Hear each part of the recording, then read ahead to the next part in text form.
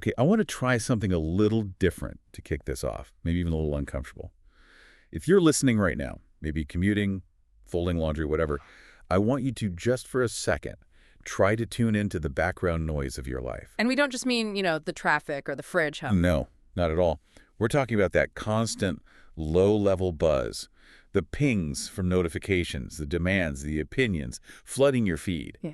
And then there's the noise inside, that mental checklist you're running right now, that awkward thing you said 3 years ago, the worry about tomorrow. Can you feel that? It creates this constant state of sensory and cognitive overload. We live in a world that doesn't just tolerate noise, it glorifies it. We've gotten to a point where we equate silence with emptiness or, even worse, with being lazy. I feel that so much. Yeah. If I have 5 seconds of downtime, say, waiting for the microwave, what do? You reach for your phone. Instinctively. I reach for my phone. I look for something to fill that gap. Because if I'm not consuming something, am I even being productive? And that anxiety, the feeling you get when the noise stops, that is the absolute central conflict we are looking at today.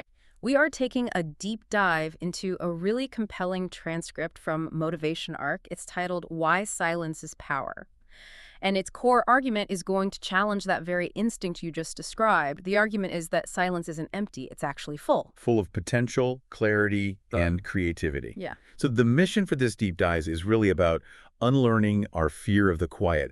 And I have to admit, I'm the target audience for this one. I feel a literal pang of guilt if I'm just sitting. It feels wrong. You are definitely not alone in that. But we're going to frame this discussion not as some sort of escape the world thing. We're not telling you to move to a cave. Right. It's about finding a way to navigate the modern world with actual presence. We'll look at the science of why your brain desperately needs this, like physically needs it, why we are so terrified of it, and then some really practical ways to get it back. Good. Without throwing my phone in the ocean. And we promise. Okay, so let's unpack this fear first. Because the source brings up this really relatable scenario. It calls it the elevator moment. Oh, this is a classic. You step into an elevator with a stranger, or maybe a conversation at dinner just hits a lull. What happens in that split second? Panic. Absolute low-grade panic. My hand goes to my pocket. The phone comes out. It's an instinct. I don't even know I'm doing it half the time. It feels awkward. It feels anxiety-inducing. But the source argues that this is, it's conditioning. We've been trained to consume and to react. In a world obsessed with doing, silence feels unproductive. It feels like dead air. But is it just conditioning? Or is there something else going on? Because honestly, sometimes I think I grab the phone not because I'm bored, but because I don't want to be left alone with my own thoughts. That is the deeper fear at play here, according to the text. We mask the internal noise with external distractions because we are genuinely afraid of what we might hear if we stop. That hits home. The idea that we are running from boredom, sure, but maybe we're also running from suppressed feelings. If I'm quiet, I might realize I'm unhappy with my job, or I might have to actually deal with that argument from yesterday. And that discomfort is actually a doorway. The things we're running from usually hold the keys to our growth, but you can't face them if you never let the dust settle. If the water is always churning, you can never see what's at the bottom. Okay, so let's say we brave it. We brave the awkwardness, we put the phone down, we stare at the elevator door. What's actually happening in our brains? I want to know if this is just spiritual fluff or if there's real biology here. The source gets heavily into the biology, and it's fascinating. First, there's the stress response. Intentional silence has been shown to lower stress hormones. Cortisol, adrenaline, all that stuff. All that stuff. But here's where it gets really interesting with the brain structure itself. The source highlights research indicating that silence can actually help regenerate brain cells. Regenerate. Yeah. Like grow new ones. I thought we were stuck with what we had. Not at all. It's called neurogenesis. There was a study they mention, it's often cited in this field involving mice. They found that just 2 hours of silence per day prompted the development of new cells in the hippocampus. Okay, remind us what the hippocampus is in charge of. It's the region of the brain linked to memory, learning, and emotion. Wait, emotion too. A huge part of emotion. So think about the implication. By depriving yourself of silence, you aren't just forgetting where you put your keys. You might be chemically hindering your ability to process how you feel about your day. So the constant noise is literally making us more emotionally fragile. That explains a lot about the internet, actually. It really does. But the biggest aha moment for me in this research, and this is something we should really dig into, was the concept of the default mode network. I've heard of this, the DMN. It sounds like a computer setting. Break it down for us. Think of your brain like a busy office. When you're focusing on a task, writing an email, listening to this deep dive, the office is buzzing. That's active processing. Okay, total chaos. Got it. Now, when you disengage and just let your mind wander in silence, the brain switches to the default mode network. Think of this like the office staff going home and the janitorial crew coming in. A cleanup crew. Exactly. They organize the files, sweep the floor, find that important document that slipped under the desk. This mode is crucial for self-reflection, for consolidating memories, for creativity. It's when your brain connects the dots. So this explains the shower effect, right? Mhm. Why I get my best ideas when I'm shampooing my hair. Precisely. For a lot of people, the shower is the only time in their day when they aren't actively consuming information. No phone, no laptop, just water and silence. So the DMN kicks in, the janitors get to work, and suddenly, boom, you solve that problem you've been stuck on for a week. And if we're constantly consuming podcasts, TikToks, emails, we basically never let the janitors in. And the office becomes a disaster zone. The source puts it beautifully. Silence is the canvas upon which authentic listening and deep thought emerge. If the canvas is already covered in paint, there's no room for a new idea. That's a great way to put it. It's the difference between the grind mindset, always inputting data, and the creative mindset. And I think the source mentions that history is full of people who understood this, right? Oh, absolutely. Philosophers, artists, inventors, they didn't just tolerate silence, they aggressively sought it out. They saw it as a prerequisite for breakthrough ideas. It allows you to hear your own intuition, which is usually just drowned out. Okay, I'm sold on the science. I want the new brain cells. I want the clean office. But the source makes a really critical distinction here that I think trips a lot of people up. It's not just about finding a quiet room. No, this is the fundamental transformation mentioned in the text. There's external silence, and there is internal silence. External silence is pretty straightforward. No construction, no TV blaring. Right, and that's valuable. But it is only half the battle. You can be in a soundproof room, but if your mind is screaming with worry loops and self-judgment, you're not experiencing silence. That is the loud mind. I think I live there. Most of us do. And internal silence isn't about having a blank mind. The source is very clear that that's basically impossible unless you're a Zen master. Thank goodness, because if the goal is think nothing, I fail immediately. Every time. It's not about emptiness. It's about quieting of the constant mental commentary. It's a state of receptive awareness. You're present, but you aren't feeling the need to process or react to everything instantly. You stop the fragmentation. That's a great word for it. It feels like my attention is usually shattered into a dozen pieces. And internal silence puts it back together. Okay, so we have the why and the what. Now I want to get to the how.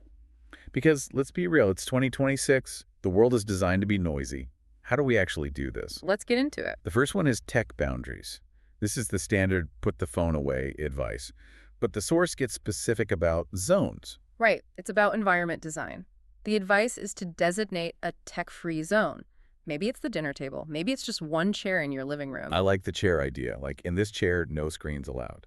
Exactly. Build an association. Your brain learns that when you sit there, it's time to settle down. Okay, this next tip, I'm going to be honest, I hate it. The intentional commute. I had a feeling you'd flag this one.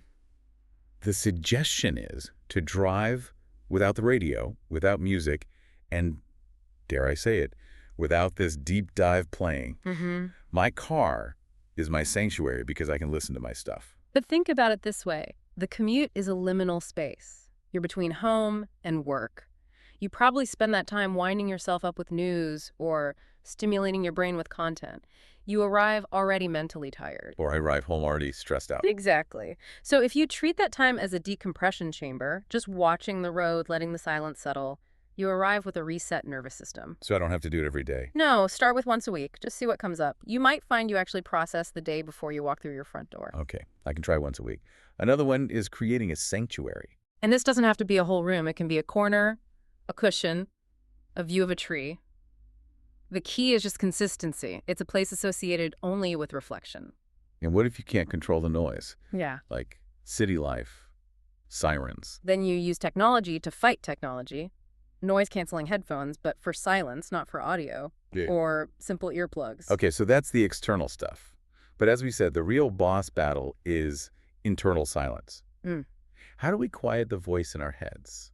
The source mentions micro moments. I love this concept because it just lowers the bar. We think we need to meditate for 20 minutes for it to count.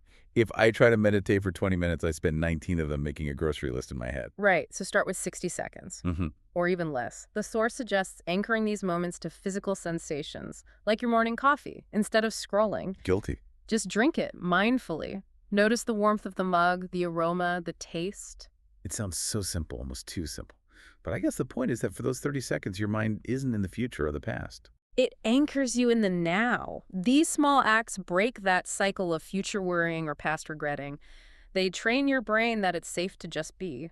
Here's a big one that I think destroys our internal silence. Multitasking. The myth of multitasking, as the source calls it. We think we're doing two things at once. We're not. We are rapid switching between contexts. And that creates mental residue. Exactly. Every time you switch from an email to a text, you leave a little piece of your attention behind. By 2 p.m., your attention is fragmented into 100 pieces. That's internal noise. So the solution is single tasking, which feels agonizingly slow sometimes. And it's actually faster in the end. If you're washing dishes, just wash dishes. If you're writing, just write. It builds concentration and reduces that static. I want to talk about the digital sunset. This is a term from the source that sounds lovely but also impossible. It is tough. The idea is to avoid screens for 1 hour before bed. But that's my wind down time.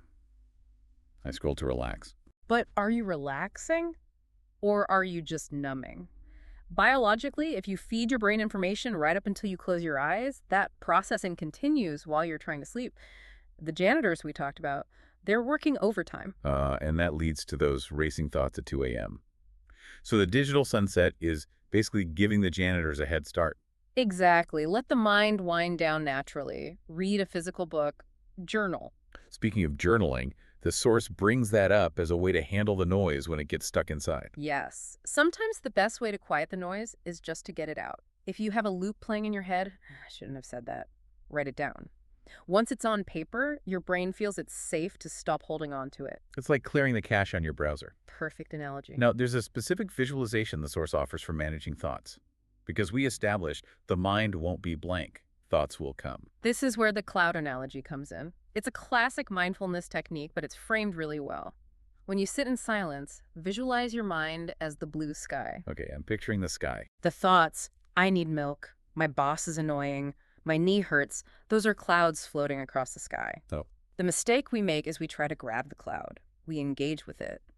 Why does my knee hurt? Is it arthritis? Oh no, I'm getting old. And now you're in a storm. I am definitely in the storm all the time. The goal is to practice detachment. You see the cloud, you acknowledge it, oh, there's a thought about my knee, and you let it float by. You don't judge it, you just watch it pass. That detachment seems like the key. You aren't your thoughts. You are the observer of your thoughts. Exactly. That separation is where the peace is. Okay, so we had the toolkit, we had the science, but I want to do a reality check. Because if I try this today, if I turn off the radio on the drive home, it's not going to feel like Zen bliss, is it? No, it's going to feel terrible. Thank you for the honesty. We have to manage expectations. The source is very clear. Expect resistance. You will feel restless. You will get bored. Your mind will fight back with a barrage of thoughts because it's starved for dopamine. It's basically withdrawal. We're detoxing. It is unlearning years of conditioning. So the advice is to be compassionate with yourself. Don't aim for perfection.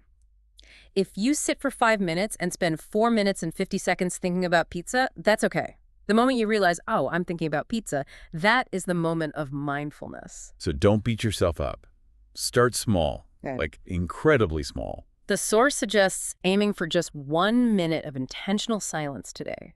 Just one. I can do 1 minute, sit without the phone before starting the car, take 3 mindful breaths before answering an email. These tiny moments accumulate, they build the muscle. And there's a specific challenge issued in the transcript, the 5-minute challenge. That's the invitation. Find just 5 minutes this week, not every day, just once to start. Turn off the music, put the phone in another room, close the laptop, sit, walk, or just gaze out a window. And do what exactly? Just observe. Notice the sounds around the silence. Notice the thoughts within the silence. Just see what happens when you stop running.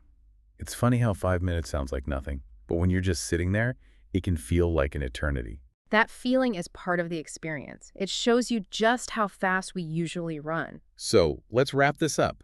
What does this all mean for us?